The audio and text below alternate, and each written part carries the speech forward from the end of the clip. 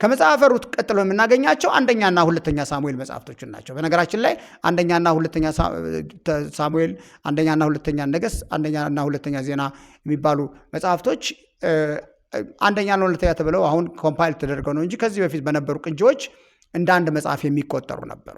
ስለዚህ አንደኛና ሁለተኛ ሳሙኤልም አሁን ሁለት መጽሐፍት ሆነው የምናገኛቸው፣ ነገር ግን በቀደመው ጊዜ አንድ መጽሐፍ ነበሩ። በእነዚህ መጽሐፍቶች ውስጥ ማለቴ በአንደኛና በሁለተኛ ሳሙኤል ውስጥ የምናገኘው ታሪክ በሳሙኤል ትኩረት የሚያደርገው በነቢዩ ሳሙኤል፣ በንጉሥ ሳኦል እንዲሁም በንጉሥ ዳዊት ከሱ በኋላ ሳኦልን በተካው በንጉሥ ዳዊት ላይ ነው ትኩረት የሚያደርገው። በእነዚህ መጽሐፍቶች ላይ አስገራሚው ነገር ምንድን ነው? ሳሙኤል እንዴት እንደተወለደ እንዴት እንዳደገና ለነቢይነትና ለፈራጅነት ደግሞ እግዚአብሔር የመረጠው ሰው መሆኑን ታሪኩን ስናነብ የመጀመሪያዎቹ ምዕራፎች ስናነብ እናገኛለን። ከዛም የነገስታት ታሪክ እንዴት በእስራኤላውያን ዘንድ እንደተመሰረተ ከዚህ በፊት በነበረው በመጽሐፈ መሳፍንት ላይ እስራኤላውያን በተለያየ ጊዜ ለተለያየ ችግር ሲገቡ ነፃ ለማውጣት እግዚአብሔር መሳፍንትን ይሾምላቸው እንደነበረ አይተናል። አሁን ደግሞ በዚህ በመጽሐፈ ሳሙኤል ላይ እስራኤላውያን እንደ ሌሎች አሕዛብ ንጉሥ በመፈለጋቸው እና ሳሙኤልን በጣም ስለጨቀጨቁት ስለነዘነዙት ሳሙኤልን ጉዳዩን ወደ እግዚአብሔር አቅርቦ በቃ እነሱ ከፈለጉ ንጉሥን ሽሙላቸው ቀባላቸው ብሎ የንጉሳዊነት ታሪክ በእስራኤል ውስጥ እንዴት እንደጀመረ እግዚአብሔር ያስነሳው የጀመረው የሰጣቸው ሳይሆን በእነሱ ጭቅጭቃና ንዝነዛ እግዚአብሔር እንደ አሕዛብ ንጉሥ እንዲሸምላቸው እንደፈቀደላቸው ነው የምናገኘው። ስለዚህ ሳኦል የመጀመሪያው ንጉሥ ሆኖ መመረጡን በነቢዩ ሳሙኤል አማካኝነት ደግሞ መቀባቱን እናያለን። በዚሁ ታሪክ ላይ ሳኦል ረጅም ዓመት እግዚአብሔርን ሳያገለግል ረጅም ጉዞ ሳይጓዝ እግዚአብሔርን በመበደሉ ምክንያት እግዚአብሔርን ባለመታዘዙ ምክንያት ከንጉሥ ሆኖ እንዳይቀጥል እግዚአብሔር እንደናቀው ታሪኩም እናገኛለን። በዚህ ትዩ አስገራሚ የሆነው እግዚአብሔር እንደ ልቡ የሆነ ሌላ ሰውን በእርሱ ፈቃድና ምርጫ እንዳዘጋጀ እሱም ደግሞ ዳዊት እንደሚባል የምናገኘውን ታሪክ በዚህ ክፍል ውስጥ ነው።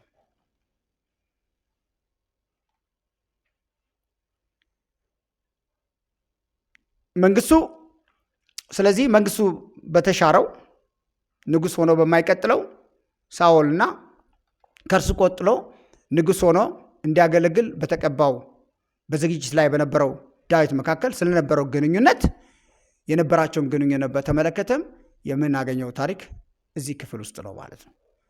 ሳኦል እና ዳዊት የሳኦል አገልጋይ ነበረ። ሳኦል ደግሞ በክፉ መንፈስ ውስጥ ሆኖ ብላቴናው ዳዊትን ንጉሥ ሆኖ በእግዚአብሔር የተመረጠውን ዳዊት ሊገድለው ብዙ ጊዜ ሙከራ ያደርግ እንደነበረ የምናገኘው ታሪክ በዚህ ክፍል ነው። በዚህ ክፍል ከዛ በተጨማሪ እስካሁን ካነሳናቸው በተጨማሪ የሳኦልን በጣም አሳዛኝ አሟሟት የምናገኘው በአንደኛና በሁለተኛ ሳሙኤል ላይ ነው። አሳዛኝ አሟሟት ነው ሳኦል የሞተው።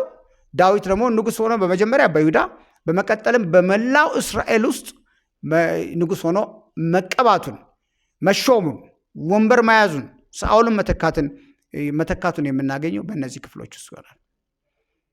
መጽሐፉ የንጉሥ ዳዊትን ንግስናና ተከታታይ ድል ብቻ ሳይሆን በጣም አስገራሚ ድል ለእግዚአብሔር ለንጉሥ ዳዊት ሰጥቶታል፣ በሕዝቡ ዘንድ ቀብቶታል። ያንን ታሪክ ብቻ ሳይሆን አንደኛና ሁለተኛ ሳሙኤል የሚያስነብበን ይህም ብቻ ሳይሆን ዳዊት በእግዚአብሔር ፊት የሰራውን ኃጢአትና በዚህም ምክንያት እግዚአብሔር በዳዊት ላይ ምንም ቢወደውም እንደ ልቤ ቢለውም ቅጣት ማስተላለፉን የምናገኘው በዚሁ ክፍል ላይ ነው። ስለዚህ አንደኛና ሁለተኛ ሳሙኤል በዋናነት የነቢዩ ሳሙኤልን የንጉሥ ሳኦልና የንጉሥ ዳዊትን ታሪክ የምናገኝበት ክፍል ነው ማለት ነው። ቀጥሎ የምናገኘው ክፍል አንደኛና ሁለተኛ ነገሥት መጽሐፍትን ነው የምናገኘው። ከዳዊት በኋላ ልጁ ሰለሞን ንጉሥ ሆኖ የተመረጠው። ስለዚህ በአንደኛና በሁለተኛ ነገሥት ደግሞ የንጉሥ ሆኖ ከዳዊት በኋላ የተመረጠውን የሰለሞንን ታሪክና ሰለሞን በንግስና ወቅቶች በጣም አስመዝግቧቸው የነበሩትን ወርቃማ የሚባሉ ጊዜዎችንና የእግዚአብሔር ለሰለሞን ሰጥቶት የነበረውን ጥበብ፣ እግዚአብሔር ለሰለሞን የሰጥቶት የነበረውን ድል፣ እግዚአብሔር ለሰለሞን በዓለም ላይ እንዴት አድርጎ ተሰሚና ዝነኛ እንዲሆን ታሪኩ እንዳወጣ የምናገኘው በአንደኛና በሁለተኛ ነገሥት መጽሐፍቶች ናቸው። ንጉሥ ሰለሞን በእግዚአብሔር ዘንድ ሞገስ ስለማግኘቱ፣ ጥበብ ስለመታደሉና አስገራሚ ቤተ መቅደስና ቤተ መንግሥት ሰርቶ ማጠናቀቁን የምናገኘው በእነዚሁ መጽሐፍቶች ላይ ነው። ከንጉሥ ሰለሞን ሞት በኋላ ወደ ስልጣን የመጣው ልጁ ሮብዓም ነበረ። በሮብዓም ዘመን የእስራኤል አንድ ሆኖ እስከ ዛሬ ድረስ እስከ ንጉሥ ሰለሞን ድረስ ቀጥሎ የነበረው የእስራኤል መንግስት ለሁለት መከፈሉንና ለሁለት መከፈሉ ብቻ ሳይሆን ይሄ ደግሞ በእስራኤላውያን ታሪክ ውስጥ በጣም ትልቁ ቦታ ሆኖ የተፈጠረ ክስተት ነው። ስለዚህ በሮብዓም ዘመን በንጉሥ ሰለሞን ልጅ ማለት ነው ዘመን እስራኤል ለሁለት መከፈሏን እንመለከታለን። የደቡብ መንግስት የምንለው ይሁዳና ብንያምን ሁለት ነገዶችን የያዘ ነው። ቀሪው ደግሞ የሰሜን የምንለው ወይም እስራኤል የምንለው ቀሪው 10 ነገዶች የያዘ መንግስት ሆኖ 2-10 ሆነው ማለት ነው እስራኤል ለሁለት እንደተከፈለች የምናገኘው በዚህ ታሪክ ነው። የእስራኤል ለሁለት የተከፈለችበት ዋና ምክንያት ግልጽ ነው ሆኖ ታሪኩ ላይ ስታነቡ ታገኛችኋላችሁ። በንጉሥ ሮብዓም አባቱ ማለት ንጉሥ ሰለሞን በጊዜው ያደርስባቸው ከነበረው የኑሮና የህይወት ጫና ይገላገላቸው እንደሆነ ሲጠይቁት እሱ ያንን አክብዶ እንደሚቀጥል ስለነገራቸው እንደሚያባብሰው ስለነገራቸው እንደሚቀጥልበት ሲነግራቸው በዚህ ምክንያት የተከፉ እስራኤላውያን ናቸው መንግስቱ ለሁለት እንዲከፈል ያደረጉት። ስለዚህ ዋናው ምክንያት የሮብዓም የአባቱን የከፋ ዘመን ለማስቀጠል መወሰኑ እንደነበር እናያለን። በእነዚህ እንግዲህ በነገሥት መጽሐፍቶች ላይ የምናገኘው ሌላ ታሪክ በመጽሐፍ ቅዱሳችን ላይ በነብይነት አገልግሎታቸው በጣም ጎልተው የሚታዩትን የነብዩ ኤልሳዕና ኤልያስና ኤልሳዕን ታሪክ እናነባለን ማለት ነው። ሆኖም በእነዚህ መጽሐፍቶች ላይ ከዛ በተጨማሪ እንደ መዝጊያ የምናነሳው ነገር ምንድን ነው? እነዚህ ሁለት የእስራኤል መንግስታት ተከፍለው የነበሩ የእስራኤል መንግስታት ከጊዜ ወደ ጊዜ እየተዳከሙ የተከፈለ ነገር መዳከሙ መቼም አይቀርም እየተዳከሙ መምጣታቸውን ከዛም የተነሳ መንግስታቱ ደግሞ በአሦራውያንና በባቢሎናውያን መፍረሶቸውን ነው የምናየው እና የደቡብ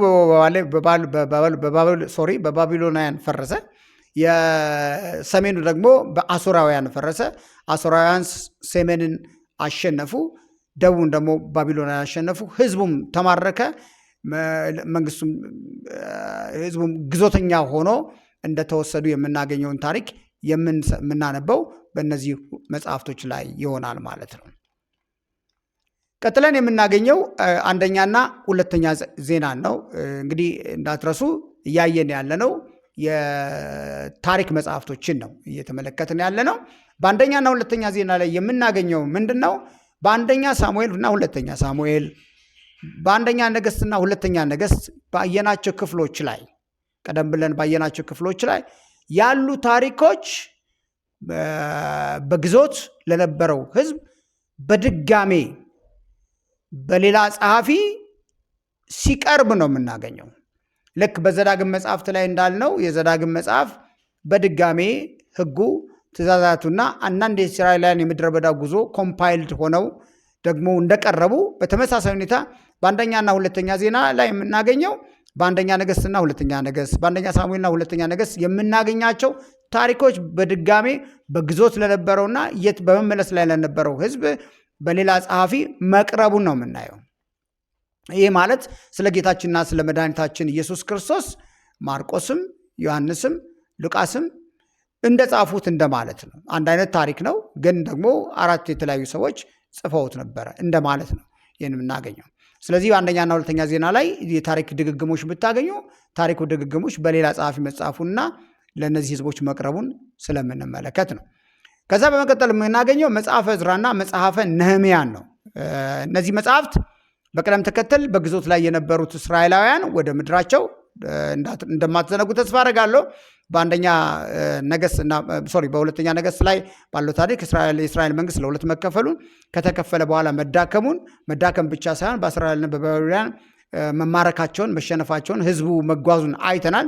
ስለዚህ በእነዚህ ታሪኩ ቀጥሎ በዕዝራና በነህምያ ላይ ደግሞ በግዞት ላይ የነበሩት እስራኤላውያን ወደ ምድራቸው መመለሳቸውን በእግዚአብሔር ቸርነትና መልካምነት ማለት ነው መመለሳቸውን፣ ቤተ መቅደሳቸው ፈርሶ የነበረው ቤተ መቅደስ መታደሱን፣ ፈርሶ የነበረው የኢየሩሳሌም ቅድስ መታደሱን ብቻ ሳይሆን ህዝቡ መንፈሳዊ ህይወቱ መታደሱን እንመለከታለን። ስለዚህ የመመለስና የመታደስ ታሪካቸውን የመመለስ እንደገና የመነሳት እንደገና የመታደስ መንፈሳዊም ቁሳዊም ቤተመንግስታዊም ከተማዊቱም ኢየሩሳሌም ህይወታቸውም ወደ ህጉ መመለሳቸውን በጠቅላላ ነገር የምናገኘው በዕዝራ መጽሐፍትና በነህምያ መጽሐፍ ይሆናል ማለት ነው።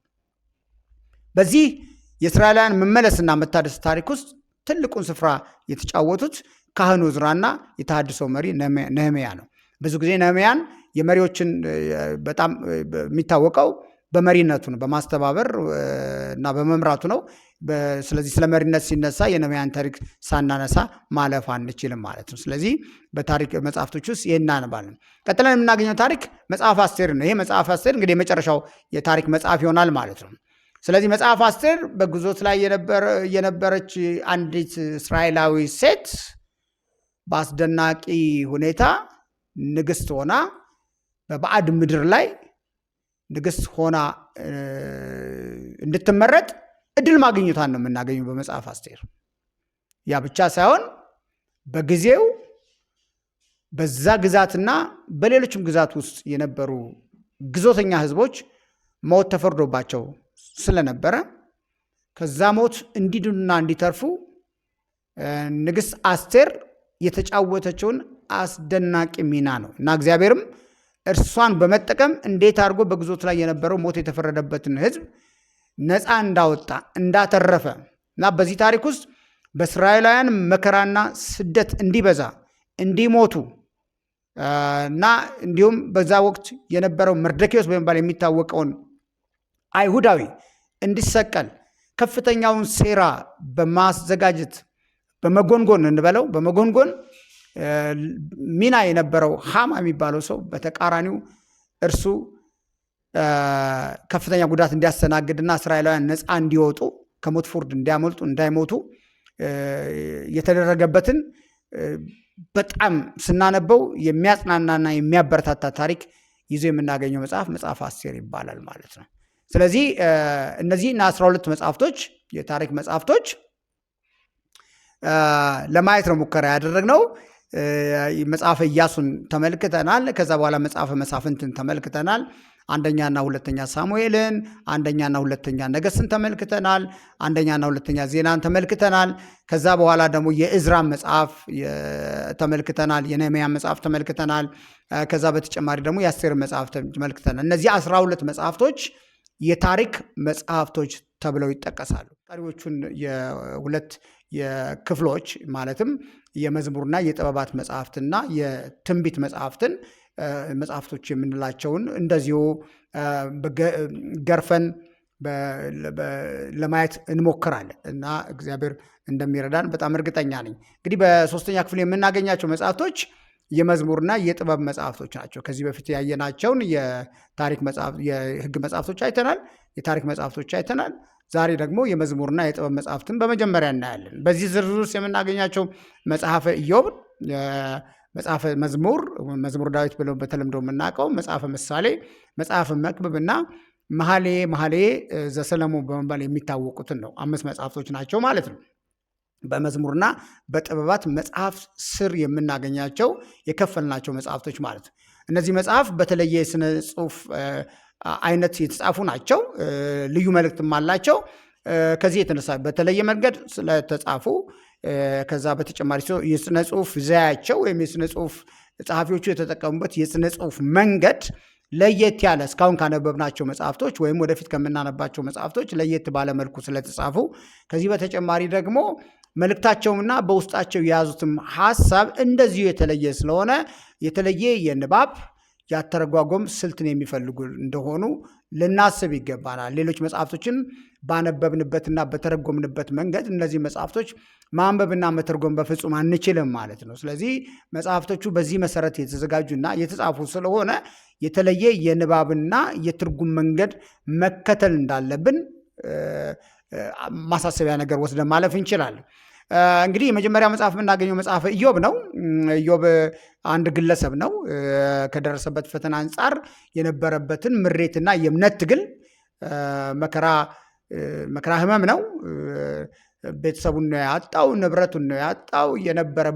ከነበረበት አስገራሚ አስደናቂ ቦታ ወይም ፖዚሽን ወርዶ ነው የምናገኘው እና መከራና ችግሩ ደግሞ በውጭ በንብረት ላይ በቤተሰብ ላይ ብቻ የመጣ ሳይሆን በሱም ሰውነት በሱም ገላ ላይ ሁሉ የመጣ በጣም ከባድ የሚባል መከራ ነው። በዚህ ምሬትና የእምነት ትግል ውስጥ ገብቶ እንደነበረ፣ በዚህ ምክንያት ወዳጆቹ የነበሩ ሰዎች በራሳቸው ጥበብና ሀሳብ ሊያጽናኑት ያደረጉትን ብርቱ ትግል፣ ከእርሱ ጋር የነበራቸውን ንግግር እና በኋላም እግዚአብሔር ጋር የነበረውን ኮንቨርሴሽን ያሳየና መጽሐፉ እግዚአብሔር ደግሞ ኢዮብን በድጋሜ በጣም በአስገራሚ ሁኔታ እንደባረከው፣ ነገሮቹን ሁሉ ለበጎ እንዳደረገለት የምናይበት የመጽሐፍ ክፍል ነው መጽሐፍ ኢዮብ።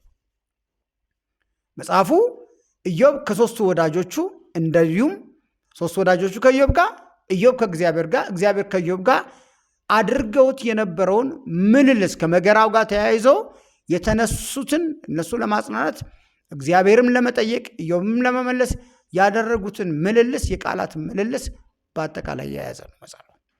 መጽሐፈ ኢዮብ ስለ ፈተናና መከራ፣ ስለ እምነትና ትዕግስት የሚያስተምር አስገራሚ መጽሐፍ ነው። እንድታነቡት ጋብዛችኋለሁ። ከመጽሐፈ ኢዮብ በኋላ መዝሙረ ዳዊትን፣ በነገራችን ላይ መጽሐፍቶቹ በዚሁ መልኩ ነው መጽሐፍ ቅዱሳችን ላይ ኮምፓይልድ ሆነው የምናገኛቸው። ቅደም ተከተሉን ጠብቄ ነው እያቀረብኩ ያለሁት። ስለዚህ ቀጥሎ የምናየው መዝሙረ ዳዊትን ነው። ዳዊትን ከዚህ በፊት በነበሩት የአንደኛና ሁለተኛ ሳሙኤል መጽሐፍ ላይ ለማንሳት ሞክሬያለሁ። ዳዊት እረኛ እንደነበረ፣ ዳዊት ደግሞ እግዚአብሔር ሳኦልን ሲንቅ የመረጠው መሪ እንደነበረ፣ መዝሙረኛም እንደነበረ፣ ንጉሥ እንደነበረ፣ በእስራኤል ውስጥ ሰፊ ታሪክ እንደነበረው ክፍሎቹን ለማንሳት ሞክረናል። ስለዚህ መዝሙረ ዳዊት እና አንዳንድ ሌሎች መዝሙረ ዳዊት መጽሐፍ ኮምፓይል ሲደረግ ዳዊት ብቻ የዘመራቸው መዝሙሮች ሳይሆኑ ሌሎችም ሰዎች የዘመሯቸው መዝሙሮች እንደዚሁ አብረው በመጽሐፍ መልክ አንድ መጽሐፍ ሆኖ ቀርበዋል። ስለዚህ እንዴት ዳዊት በጣም በንግስና በልጅነቱም ቢሆን በንግስና ህይወቱም ከንግስና ህይወቱም በኋላ እግዚአብሔርን በመበደሉ በርካታ ውጣ ውረዶች እና የተለያየ ስሜት ያስተናገደ ንጉሥ ነበር። ስለዚህ ዳዊት የነዛን ስሜቶቹን በሙሉ ሐዘኑን፣ መከፋቱን፣ መጨነቁን፣ መውጣት መውረዱን፣ የገጥመው የነበረውን ጦርነት፣ ከወዳጆቹ ጋር የገጠመውን ችግር፣ ከጠላቶቹ ጋር የነበረውን ግንኙነት ሲያስተዳድር የገጠመውን እንደዚሁ ብቻ ሳይሆን ይሄም ብቻ ሳይሆን ለእግዚአብሔር ለአምላኩ ደግሞ የነበረውን መወድስ፣ ምስጋና፣ አክብሮት፣ አምልኮ፣ አድናቆት በመዝሙር ያቀረበበት መጽሐፍ ነው። ስለዚህ ስለ እምነት፣ በመከራ ስለ መጽናት፣ በእግዚአብሔር ስለመታመንና ስለመደገፍ ትኩረት የሚሰጡ በርካታ ክፍሎችን የያዘ መጽሐፍ ነው መዝሙረ ዳዊት። መዝሙረ ዳዊት የአምልኮና የምስጋና መጽሐፍ ነው። አንባቢዎች ለምስጋናና ለአምልኮ ሊጠቀሙበት የሚችል አስገራሚ፣ ለመጽናናት፣ ለመበርታት፣ ከእግዚአብሔር ጋር ባላቸው ግንኙነት ውስጥ እግዚአብሔር ማመንና መደገፍ፣ እግዚአብሔር ማምለክና ማመስገን፣ ስለ ሁሉም ነገር እግዚአብሔር ማመልክና ማመስገን የቱን ያህል አስፈላጊ እንደሆነ የምስጋና ቃላቶች ያሉበት በምስጋና ቃላት የታጨቀ የሚደንቅ መጽሐፍ ነው መዝሙረ ዳዊት ማለት ነው። ከዛ የምናገኘው መኃልየ ዘሰሎሞን ነው። መኃልየ ዘሰሎሞን ስታነቡ የምታገኙት ስለ አንድ ሴትና ስለ አንድ ወንድ ፍቅር ነው እና በሴትና በወንድ መካከል ያለን ጥልቅ ፍቅር በምሳሌነት በማቅረብ የእግዚአብሔር ሕዝብ ከአምላኩ ጋር ሊኖረው ስለሚገባ አስደናቂ የመንፈሳዊ ግንኙነት የሚያሳይ ነው። መጽሐፉን ስታነቡ በተደጋጋሚ ስለ ሴት ፍቅር ታገኛላችሁ፣ ስለ ወንድ ፍቅር ታገኛላችሁ፣ ስለ ሴትና ስለ ወንድ ሪሌሽንሽፕ ግንኙነት ታገኛላችሁ። ሆኖም ያንን በምሳሌነት በማቅረብ ሊታይ የተፈለገው እግዚአብሔር ከሕዝቡ ጋር ሊኖረው ስለሚገባ አስደናቂ የአምልኮና የግንኙነት ደረጃ የሚያሳይ መጽሐፍት ነው። እንድታነቡት እሱንም እጋብዛችኋለሁ። መጽሐፈ ምሳሌ እናገኛለን። መጽሐፈ ምሳሌ በርካታ ጥበባዊ አባባሎች የያዘ መጽሐፍ ነው። እነዚህ ምሳሌያዊ አባባሎች እግዚአብሔርን በመፍራት እግዚአብሔርን በመታዘዝ ከክፉ በመራቅ እንዴት በምድር ላይ ሰው በጥበብና በማስተዋል የሚፈልገውን ነገር እውን እያደረገ መኖር የሚችልበትን ጥበባዊ ምክሮች የያዘ መጽሐፍ ነው። በዓለማችን ላይ በጣም የምናደንቃቸው ትልቅ ስኬት ላይ ደረሱ የምንላቸው የሚያምኑም የማያምኑም ሰዎች ታሪክ በምናጠናበት ጊዜ በአንድም በሌላም መንገድ ይሄንን መጽሐፍ እንደ ሪሶርስ በጣም ይጠቀሙ እንደነበረ ቃለ ምልልሶቻቸውን፣ ጽሑፎቻቸውን በመመልከት ልናይ እንችላለን። ጠቢቡ ሰለሞን ከዓለም ካሉ ነገስታት በጊዜው ከነበሩ ነገስታት በሙሉ ኢየሱስ መጥቶ ከሰለሞን የሚበልጥ በዚህ አለ እስከሚልበት ጊዜ ድረስ ሰለሞን በርካታ አስደናቂ ጥበቦችን ከእግዚአብሔር ተቀብሎ የሰው ሳይሆን የመለኮት የሆነ ጥበብ ተቀብሎ በርካታ ንግግሮችን የተናገረ ሰው ነው።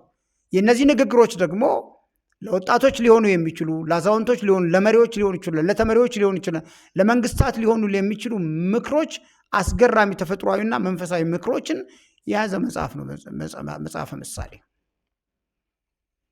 ከዛ በተጨማሪ የምናገኘው መጽሐፈ መክብብ ነው። መጽሐፈ መክብብ ደግሞ ልዩ ነገር ያስነብበናል። ሰው የህይወት ትርጉምና እርካታ ለማግኘት በምድር ላይ የሚገኙትን ትርጉምና እርካታ ያስገኝልኛል ብሎ የሚያስባቸውን በርካታ ነገሮች እንዳደረገ ጸሐፊው፣ ነገር ግን እርካታና ደስታ ይሰጠኛል ብሎ ካሰባቸውና ከተከተላቸው ሁሉም ነገሮች የህይወትን ትርጉምና እርካታ ማግኘት እንዳልቻለ፣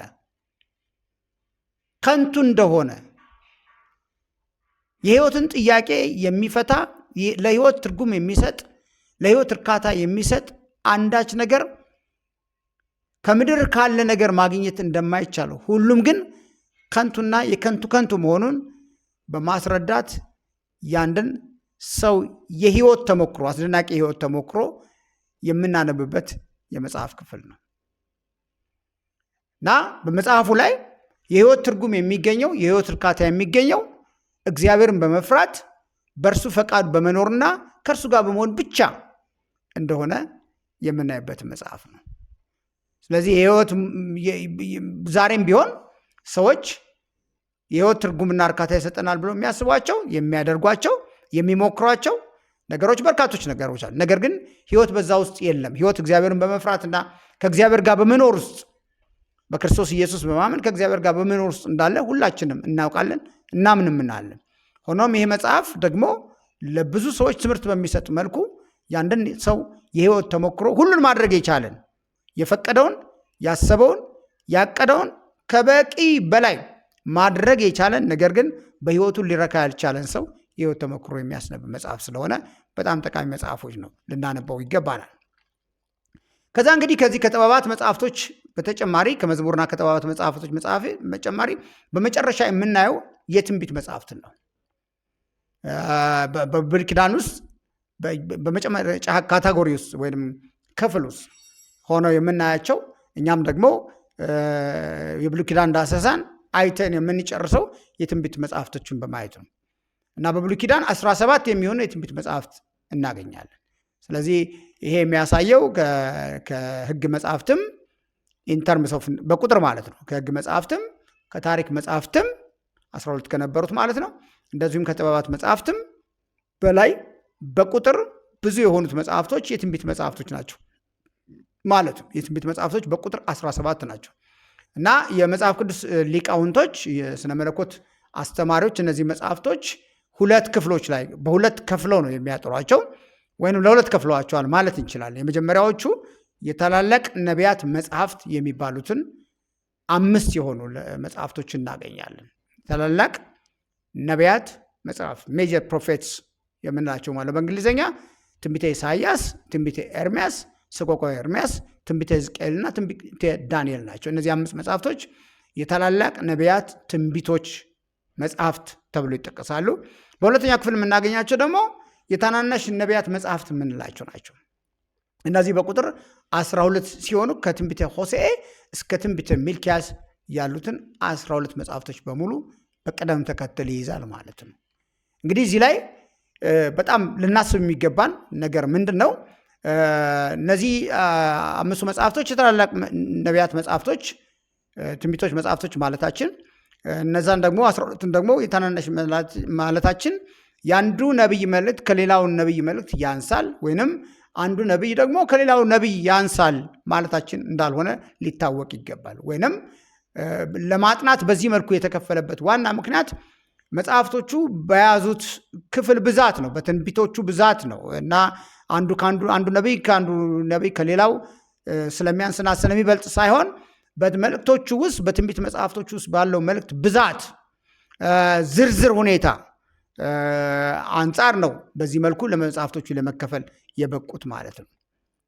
እነዚህ መጽሐፍት የያዟቸው ትንቢቶች በሶስት ወቅቶች በእስራኤላውያን ሕይወት ውስጥ በነበሩ 3 ወቅቶች የተነገሩ ትንቢቶቹን የያዙ ናቸው። ከዚህ በፊት ባነሳነው ክፍል ላይ እግዚአብሔር አብርሃምን መረጠ። አብርሃም ይስሐቅ ያዕቆብ አለና ያዕቆብ 12 ወንዶች ልጆች ወለደ። እነዚህ 12 ወንዶች የያዕቆብ ልጆች ደግሞ የእስራኤል ተብሎ የሚጠራውን ሕዝብ እንደፈጠሩ ወይም መገኛ እንደሆኑ ተመልክተናል። ያ ሕዝብ ደግሞ በንጉሥ ሮብዓም ዘመን ለሁለት መከፈሉና እስራኤል ለሁለት መከፈሉን ተመልክተናል። የተከፈለው ሕዝብ ደግሞ መንግስቱ መዳከሙንና በባቢሎናውያንና በአሦራውያን ተማርኮ መሄዱን አይተናል።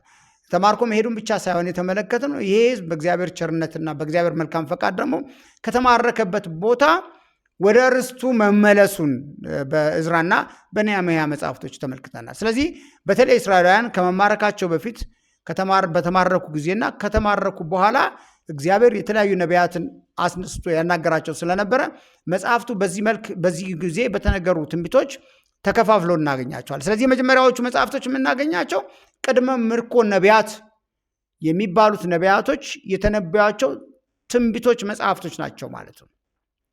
ቅድመ ምርኮ ማለት እስራኤልን በርስታቸው በመሬታቸው እያሉ ከመማረካቸው በፊት ከመሰደዳቸው በፊት የተነገሩ ትንቢቶች ማለታችን ነው። የእስራኤል መንግስት ለሁለት ከተከፈለና ከምርኮ በፊት ያገለገሉ ነቢያት ለምሳሌ ኢሳያስና ኤርሚያስ ቅድመ ምርኮ ነቢያት ተብለው ነው የሚጠሩት። አብዛኞቹ ነቢያት እዚህ ክፍል የሚመደቡ ናቸው። እግዚአብሔር የታሪክ ባለቤትና ህዝቦች ሁሉ በእርሱ ሉዓላዊ አገዛዝ ስር መሆናቸውን የሚያመለክቱ ትንቢቶች ናቸው። እነዚህ ነቢያቶች በዋናነት የእስራኤል ህዝብ ከጣዖት አምልኮ ከአመንዝራነት እንዲመለስ ንስሐ እንዲገባ የሚያስጠነቅቁ መጽሐፍቶች ነበሩ። ሆኖም ግን ትንቢቶች ነበሩ። ሆኖም ግን ባይመለስ ባይጸጸት የእስራኤል ህዝብ ባይስተካከል አምልኮተ እግዚአብሔርን ባያስተካከል እግዚአብሔርን ወደ መፍራት ባይመለስ ግን እግዚአብሔር ለባዕዳን አሳልፎ እንደሚሰጣቸው የሚያስጠነቅቁ ትንቢቶችን የያዙ መጽሐፍቶች ናቸው ቅድመ ምርኮ ነቢያቶች ወይም መጽሐፍት የምንላቸው ማለት ነው። ስለዚህም በዚህ መሰረት በዋናነት ኢሳያስና ኤርሚያስን ልናይ እንችላለን ማለት ነው። ከዛ ቀጥሎ የምናገኛቸው ነቢያቶች ደግሞ የምርኮ ነቢያት የምንላቸው እስራኤላውያን ከደከሙ ከተጋዙ በኋላ በምርኮ አገር ሆነው እያሉ አሁንም ህዝቡን የማይተው እግዚአብሔር በማስጠንቀቅ የሚታወቀው እግዚአብሔር ለተማረከው ህዝብ ደግሞ እንደዚሁ መልእክት በነቢያት አማካኝነት ይነግራቸው ነበር። በዋናነት ሕዝቅኤልና ዳንኤልን እዚህ ክፍል ውስጥ ልናስገባ እንችላለን። የምርኮ ነቢያት እንላቸዋለን። በምርኮ ለነበረው ህዝብ ተስፋ የሚሰጡ ተሐድሶ እንደሚሆን የሚነግሩ መልእክቶች የተያዙ ናቸው። በአብዛኞቹ እግዚአብሔር ያስባቸዋል፣ ይጎበኛቸዋል፣ ያድሳቸዋል፣ ነፃ ያወጣቸዋል፣ ይመልሳቸዋል፣ አልተዋችሁም፣ አይተዋችሁም የሚሉ ንግግሮችን የሚያጽናኑና የሚያበረታቱ በምርኮና በሐዘን በግዞት በከባድ ስቃይና በተስፋ መቁረጡ ስለነበረው ህዝብ የመጽናናትና የመነሳት ድጋሜ የመመለስ ድጋሜ እግዚአብሔር እንደሚያስባቸው የሚያወሱ መልእክቶችን የያዙ ትንቢቶችን የያዙ መጽሐፍቶች ናቸው የምናገኛቸው። በዚያም ደግሞ ከዚህ በተጨማሪ ግን በምርኮ ባሉበት ቦታም አሁንም በግዞት ባሉበት ቦታ ንጽህናቸውን መጠበቅ እንዳለባቸው፣ ከእግዚአብሔር ጋር ያላቸውን አምልኮ መጠበቅ እንዳለባቸው፣ በዛ ለሚገኙ ባዕዳን አምልኮ መስገድ መገዛት እንዳልነበረባቸው ራሳቸውን ከጣዖትና ከሚያጎድፍ ነገር በሙሉ ራሳቸው መጠበቅ እንዳለበት ግዞተኛ ነኝ ብሎ በግዞት ነኝ ብለው አሁንም ህይወታቸውን ለብልሽት መዳረግ እንዳልነበረባቸው እንደሌለባቸው የሚያመለክቱ መልእክቶችን የያዙ ትንቢቶች ናቸው። እነዚህ የምናገኛቸው የምርኮ ነቢያት ብለን የምንጠቅሳቸው ማለት ነው። በመጨረሻ የምናገኛቸው የድህረ ምርኮ ነቢያቶችን ናቸው። እስራኤላውያን የተማረከው ህዝብ የተጋዘው ህዝብ ከተመለሰ በኋላ በመመለስ ሂደት ውስጥና በሚመለስበት አገር የሚጠብቀውን ኑሮ ህይወት የሚያመለክቱ ጽሁፎች ያሉባቸው ደግሞ ወይም ትንቢቶች ያሉባቸው መጽሐፍቶች ድህረ ምርኮ ነቢያት የጻፏቸው መጽሐፍቶች ናቸው። እስራኤላውያን 70 ዓመታትን ከባቢሎን ምርኮ ቆይተው ከተመለሱ በኋላ ያገለገሉ ነቢያቶች የጻፏቸው መጽሐፍ በዚህ ክፍል ነው የሚጠቀሱ። ለምሳሌ ሐጌ፣ ዘካርያስ፣ ሚልኪያስ ስለ ቤተ መቅደሱ መታደስ፣ ሃይማኖታዊ ስርዓቱ፣ አምልኮ በይሁዳ ስለመመለሱ የሚያወሱና ህዝቡንም ለተሃድሶና የቤተ መቅደስ እድሳት የሚያበረታቱ መጽሐፍቶች የምናገኛቸው የትንቢት መጽሐፍቶች በድህረ ምርኮ ነቢያት መጽሐፍት ውስጥ የምናገኛቸው ናቸው ማለት ነው። ስለዚህ የተወደዳችሁ የእግዚአብሔር ቤተሰቦች ዛሬ ያየናቸው እነዚህ በሁለት ክፍል የተከፈሉ መጽሐፍቶቹን ነው። የመጀመሪያው መጽሐፍ ያው የጥበባት መጽሐፍቶች ናቸው፣ የመዝሙርና የጥበባት መጽሐፍቶች ናቸው። ከዛ ደግሞ በመቀጠል የነቢያት መጽሐፍቶች ናቸው። በዚህም መሰረት በአራት ክፍል የተመደቡትን የብሉይ ኪዳን 39 መጽሐፍቶችን ለማየት ሞክረናል ማለት ነው። ስለዚህ የብሉይ ኪዳን መጽሐፍቶቻቸውን እንድታነቡ ስታነቡ ደግሞ በዚህ አሁን ባስቀመጥነው አውትላይን ወይም ደግሞ እናንተም ደግሞ መጽሐፍቶችን በማንበብ ተጨማሪ ቪዲዮዎችን በማየትና በማዳመጥ ሊረዷቸው የሚችሉ ነገሮችን በማድረግ መጽሐፍቶችን እንድታነቡ በጌታ በኢየሱስ ስም ላበረታታችሁ እወዳለሁ። በጣም ነው አመሰግናችኋለሁ። ቴንኪው